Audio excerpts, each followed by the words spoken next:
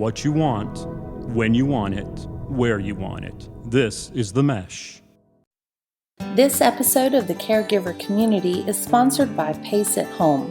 During this uncertain time, Pace at Home is enrolling participants who wish to continue to remain at home. Partnering with families, Pace at Home provides caring medical support for all of our program's participants. Visit us on our website or give us a call at 828-468-3980 to talk with a representative that can discuss with you the Pace at Home all-inclusive medical approach. Pace at Home is the champion for seniors wishing to remain in their community.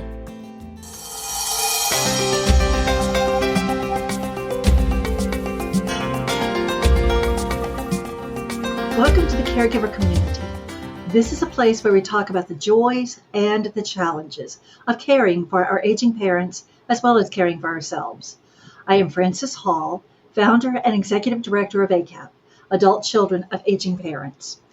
In this podcast, we're talking about life after caregiving with Liz O'Donnell, the founder of Working Daughter. Both of Liz's parents were diagnosed with a terminal illness on the same day.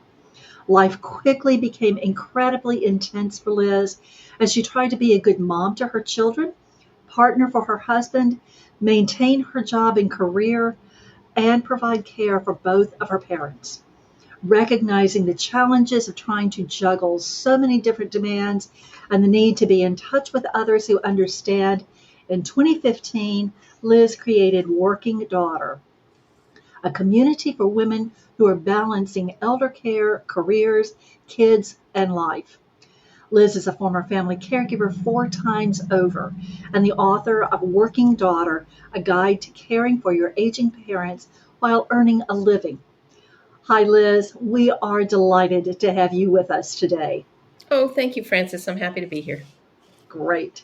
Okay, let's kind of dive into this because so often in ACAP, we talk about what is happening now, the midst of the caregiving journey.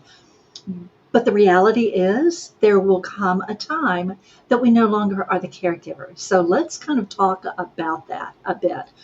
Why is thinking about life after caregiving during caregiving so important?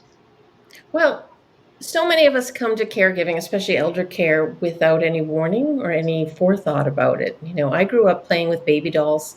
I couldn't wait to, I loved to pretend what it would be like to be a mom. I thought about it my whole life. I never thought about being an elder caregiver. Never occurred to me. It wasn't something I witnessed because my grandparents didn't live long enough to, need care. So I didn't even see it growing up. So we come into this without any forethought or preparation. And one of the things I hear all the time from working daughters is, my life is ended or my life is on hold. And that's a really dangerous proposition from, so many places, not only from a place of joy, right? I mean, we don't want to put our happiness on hold because something terrible is happening to us. We don't want to put necessarily our careers on hold because then that is putting our retirement planning, right, on hold and our finances on hold. We can't really put a pause button on relationships and life. So learning how to live through caregiving while it's happening to you is so important. And I found thinking about life after caregiving was the tool that allowed me to do that. So by thinking about, okay, what is the minimum I need in place when this caregiving situation ends? Because as you mentioned, both of my parents diagnosed on the same day. So boom, life is out of control. And it was easy to see that everything was falling apart around me. But I knew that someday it would be over. They were terminal illnesses.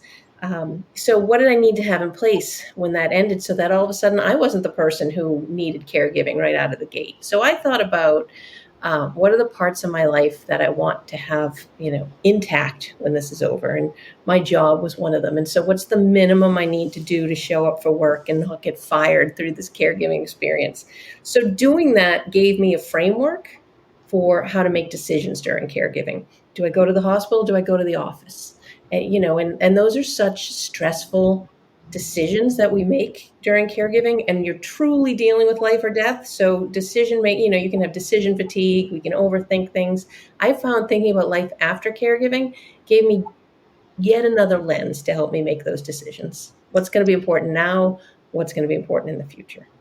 And that feels like it's a really empowering perspective, and one that we don't often think about. So I applaud you for having that kind of foresight in doing that. Yeah, one of the things we've come up with at Working Daughter on our website is the Caregiver Bill of Rights, or the Working Daughter Bill of Rights. And the first thing it says is that nowhere is it written that your life is not equally important to the life of the person you care for. And I think that's the mindset we adopt when somebody is aging or ill, is, their life is the most important thing because it's in crisis or it's ending. But our lives are equally important along the way. So thinking about, right now, maybe it's all hands on deck. Some things are going to fall by the wayside. Obviously, I'm in crisis mode myself, but I still have a life to maintain. And I think that's the big challenge that I've been talking to a lot of people about lately is we're not just managing one life, we're managing two. And how do you do that? And managing at least two. At least two. Good point. Good point. At least two. Yeah. There's that sandwich, that panini. Right? That's right. Absolutely. Absolutely. So, what are some ways to plan for life after caregiving? How do you go about that besides just the headspace, the perspective? How do you actually do that? Yeah, I work with women and, I coach a lot of caregivers, and we look at what are the most important buckets or areas of your life. For me, it was work, and work and finances were really, joined together. I was the main breadwinner for our family. In fact, I was the only breadwinner for our family when the caregiving crisis hit. So I couldn't lose my job. I wanted to quit my job, but I couldn't lose my job. My health, I could feel the stress of caregiving. And, we know that this is a very real phenomenon for caregivers: blood pressure, weight gain, chronic stress. So I wanted to think about my health, like, again, so that the stress of caregiving didn't put me in chronic illness. So I would be close to, the care recipient when it all ended, and that I could, go on and enjoy my life.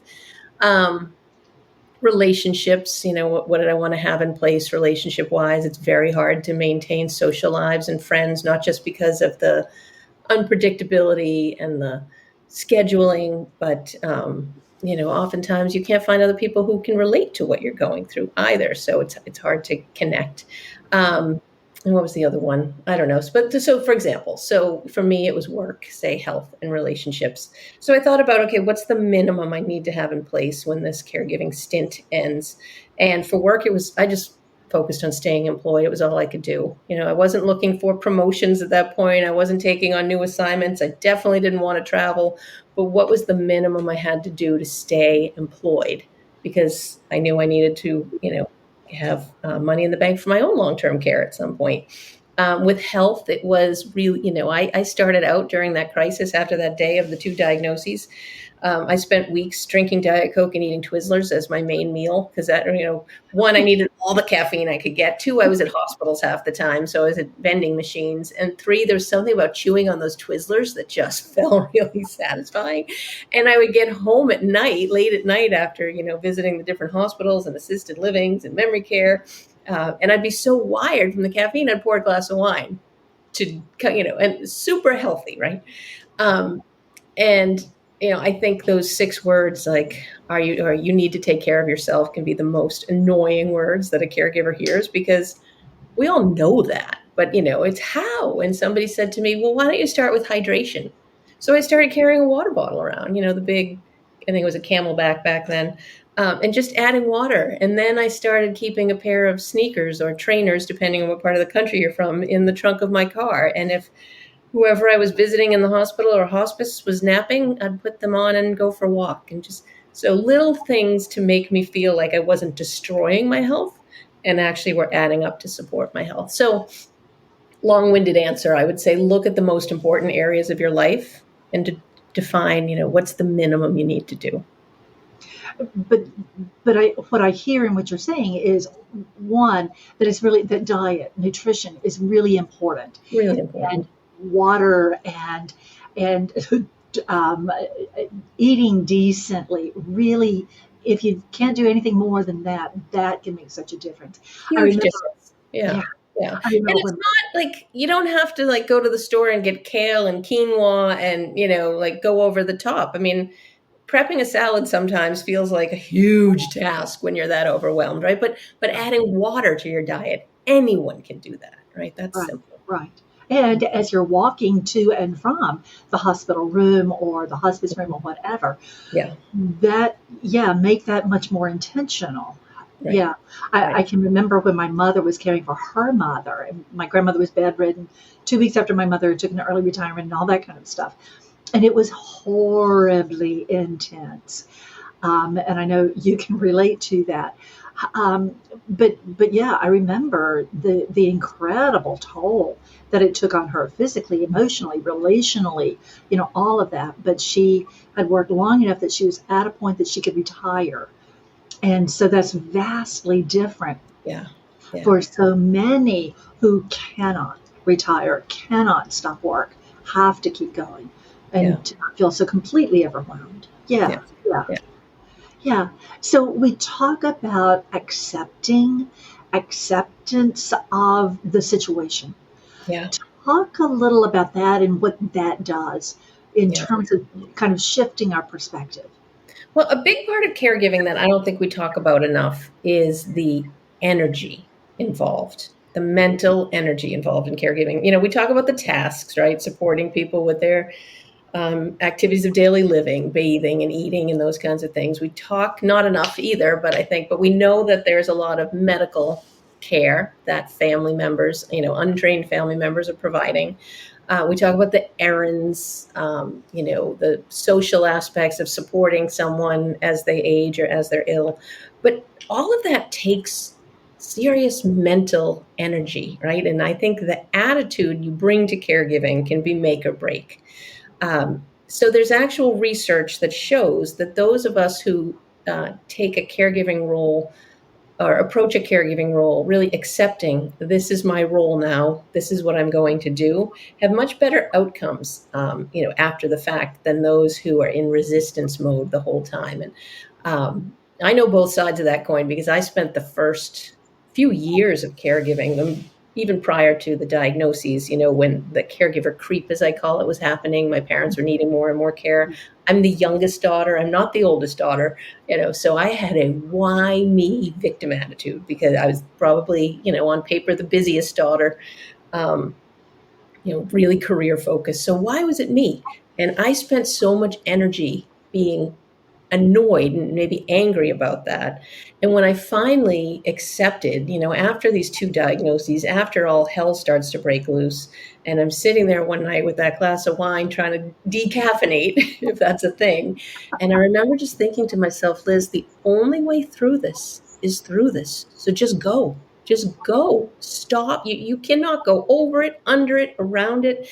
And it was in that moment that my energy shifted from this victim to more of almost like a heroine. I started to tell myself the story like, you got this, you can do this, no one can do this like you. And those sort of mind games that I played with myself and that story I told myself and that willingness to say, you know what, you're doing this. So stop whining about it and figure out how to make it happen was massive, massive because it gave me, I mean, I still had the same, huge task list. It was still an unpleasant experience, but I was willing to do it. Right, right. Yeah. Well, and yeah, we can. So many people come into it, as you said at the beginning. It's a crisis. We don't think about it until a crisis has occurred, and we are in the midst of a crisis, and we're trying to figure it out, and we're flailing, and our loved one is flailing, and then it moves into a different phase of it. Okay, this is what we're dealing with. This is where we are. Yeah. And so many people have such angst and anger toward the situation, not necessarily toward the loved one, Right. but sometimes that is there also, but particularly family members who, are not, they're not nearly as engaged as we are. And yeah, and the energy that takes Hmm. is Hmm. just huge. Yeah. Yeah. I tell people that caregiving is a choice, and sometimes people get upset with me, those who are in caregiving. And they'll say, you think I chose, this to happen? And like you said, no one would choose for whatever's happening to the person we're caring for to happen. Nobody wants to see somebody get ill or age, or um, nobody wants to wake up to a crisis call, but we're choosing to step up. We could run away screaming. I mean, others do, right? We hear about it. We hear about the siblings Right. all the time who've gone into a cave. Right. So I think if we think about this as something we choose, as something we're accepting, then we can give ourselves some of those, virtual pats on the back. Like, hey, Liz, you're doing a good job, because we don't feel like we're doing a good job, right? There's more caregiving tasks to be done in a day than there are hours. So when people feel like they're failing at it, it's because there really isn't enough time in the day. But if we go to bed at night and, as we're brushing our teeth or something and look in the mirror, or when we wake up at 3 a.m. and, those panic anxiety wake up calls that we get, if we say, you know what, I did this, I showed up, I did that, I chose that. I think that goes a long way, because you might never hear from the person you're caring for that you're doing a good job. They're focused on their illness or their situation, or they're just not, demonstrative. So if we can do that for ourselves, I think it gives us a real boost. Absolutely, absolutely, and I absolutely agree that there are times that we have to do our own pat on the back. Yeah. Nobody else is going to do that. Mhm. A lot of times they don't understand. Other siblings even don't understand. I have no idea. Yeah. Yeah, Yeah. And now, and in the middle of caregiving is no time to try to educate them. that's for sure. Just keep moving and leave them behind. Yeah, that's for sure. That's for sure. Yeah. So, how can someone use their post caregiving plan to guide their caregiving experience beyond what we've already talked about? Yeah. Well, there's a piece of research that we haven't talked about yet that I think really factors into thinking about post caregiving, and it's something I discovered while I was writing my book, and it's called the caregiver's gain. And there are two professors who've done a lot of research on the impact of caregiving on family members, and a lot of it is exactly what we know it to be: negative, right? It's stress, it's weight gain, it's all of the things we talked about.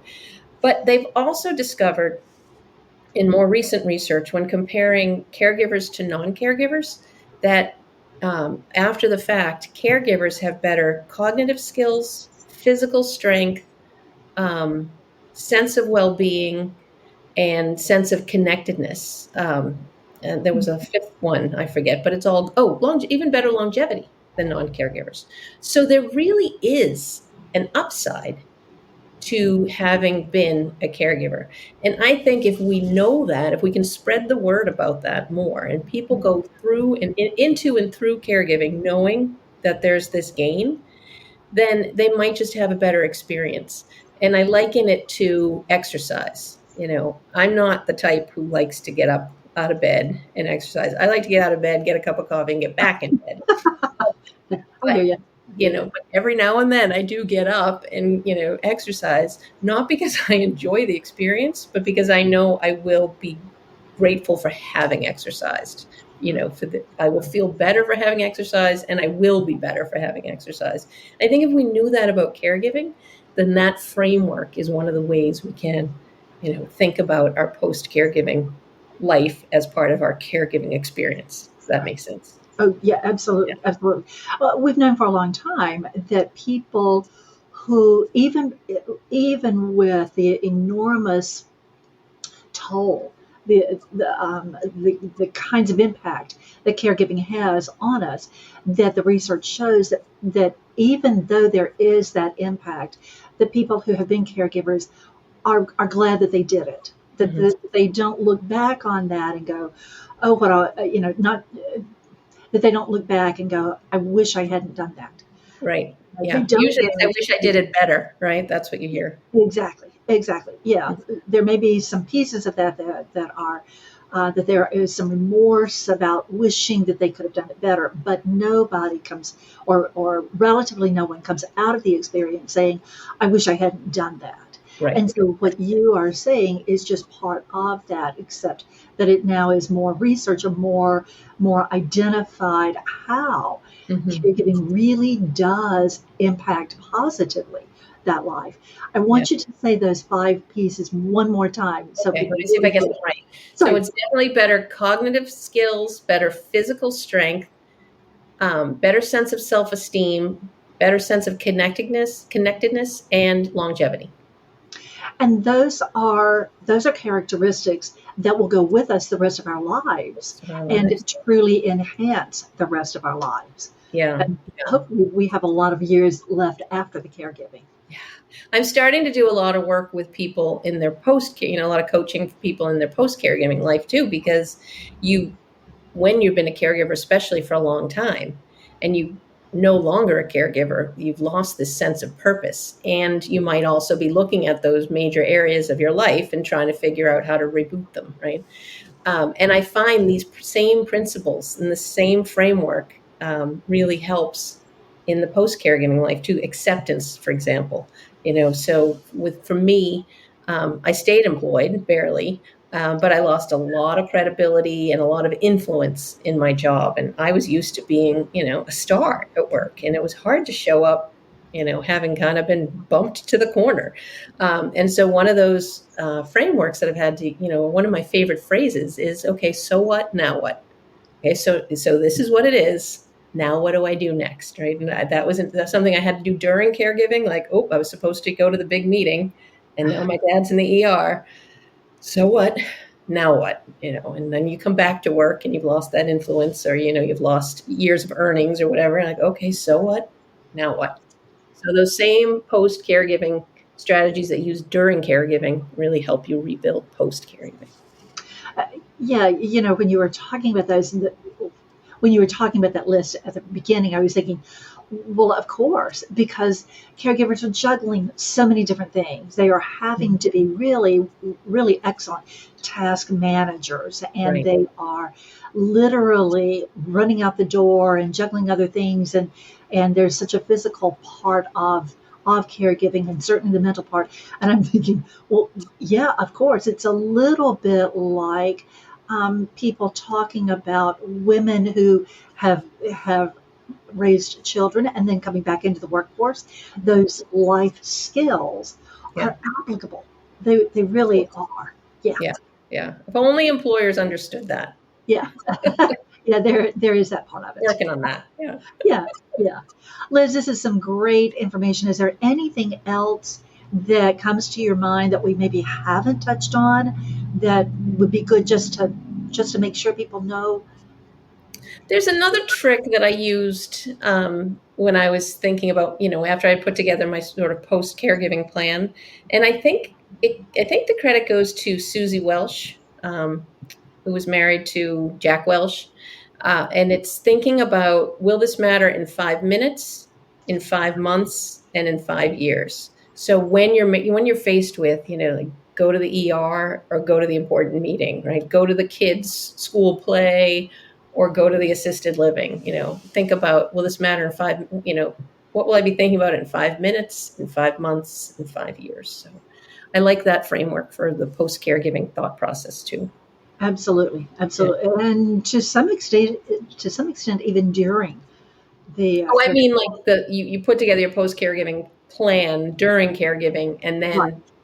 you think about, with that framework in mind during caregiving, you think about, okay, Right. I know what matters now. I know what matters then. It just gives you a second lens It to does. think about everything, though. It does. And so often we need that because it's so easy just to get completely consumed Completely lose by all the perspective. caregiver. Yeah. Absolutely.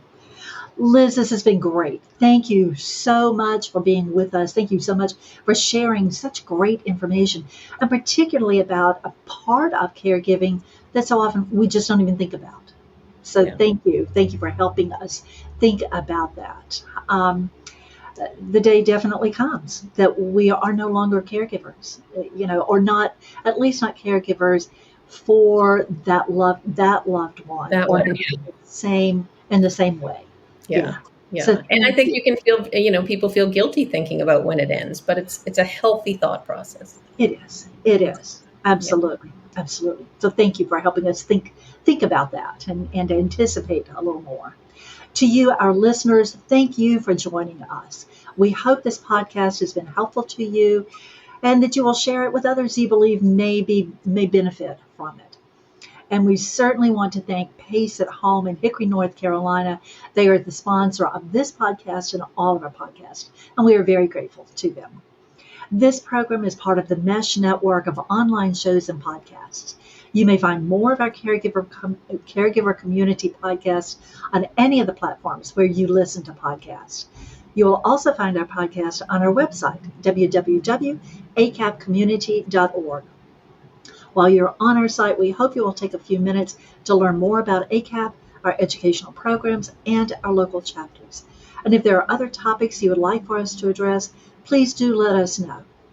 As we say so often in ACAP, regardless of our age, our background, our education or career, or anything else, when it's our mother, our father, our loved one who needs the help, caring for and advocating for that person becomes incredibly personal and extremely important and urgent. So please care well for your loved ones, but also, as Liz has just been talking about, please also remember to take care of you. Liz O'Donnell with Working Daughters, thank you so very much for being part of our podcast. Thank you. And thank you to you all. Stay well. Bye for now.